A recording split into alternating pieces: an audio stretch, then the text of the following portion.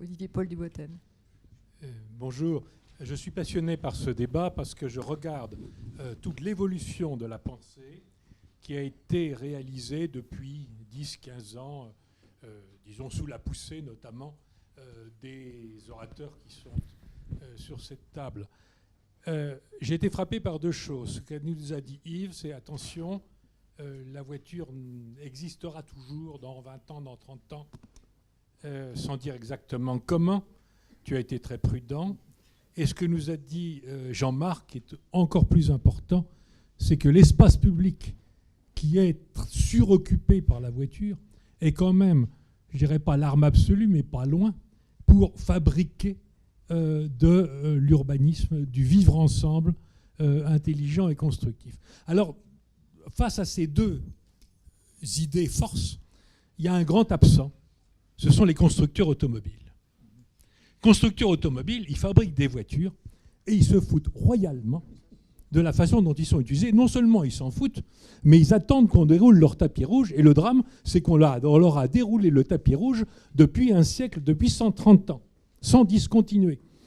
Je me souviens, j'avais un copain qui a interrogé un grand directeur des routes, je crois que c'était Jean Berthier, qui nous a dit « Explique-nous quel est le rapport entre les constructeurs automobiles et la route. » Ce n'est pas compliqué, c'est le pneu et le gravillon de la chaussée. Le reste, il n'y a pas de dialogue. Donc, il y a une vraie question. Et au fond, l'espace public, c'est là où la ville doit définir ce qu'elle attend de l'automobile, à la fois dans sa conception de l'automobile et dans son usage. Alors effectivement, l'usage de l'automobile, ce n'est pas le constructeur qui peut le fabriquer, mais aujourd'hui, il fabrique le non-usage de l'automobile ou l'usage exclusivement réservé à ceux qui achètent les automobiles neuves, c'est-à-dire en gros les entreprises, les vieux et les riches. C'est-à-dire que le ménage lambda, la famille avec 2 enfants et des voitures, elle achète un véhicule d'occasion, ce qu'elle trouve sur le marché de première, deuxième, troisième occasion. Alors moi je trouve ça scandaleux.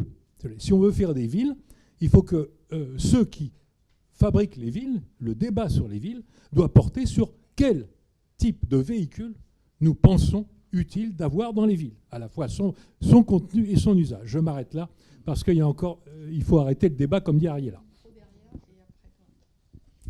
Je confirme que l'ingénieur de trafic a beaucoup plus de choses à nous dire que l'ingénieur des moteurs.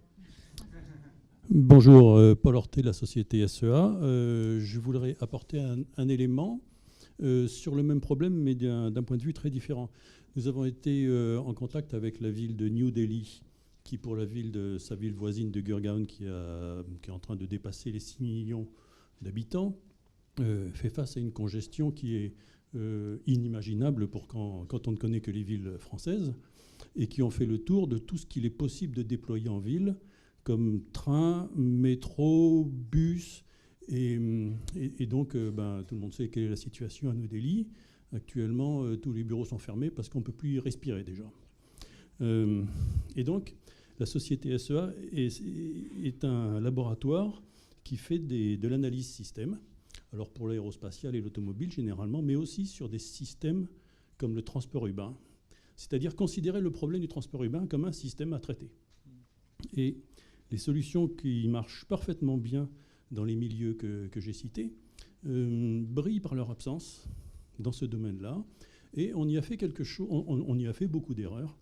Mais M. Crozet nous a dit qu'on n'a perdu que 40 ans. Donc rien n'est perdu.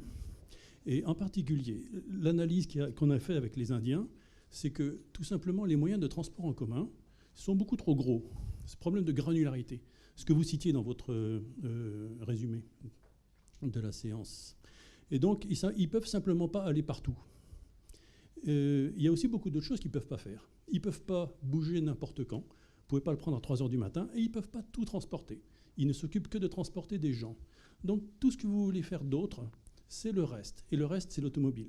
Et ils n'ont plus de place pour l'automobile. Donc, on leur développe un système de transport urbain de petite taille, comme les voitures, qui n'encombre pas la route, qui transporte plus de monde que le métro, qui n'a pas de nuisance, qui ne fait pas de bruit.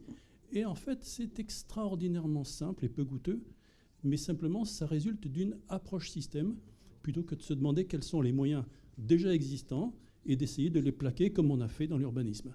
Donc j'appelle votre attention sur l'intérêt de pouvoir considérer le problème de ce côté-là, parce que c'est extraordinairement fructueux. Merci.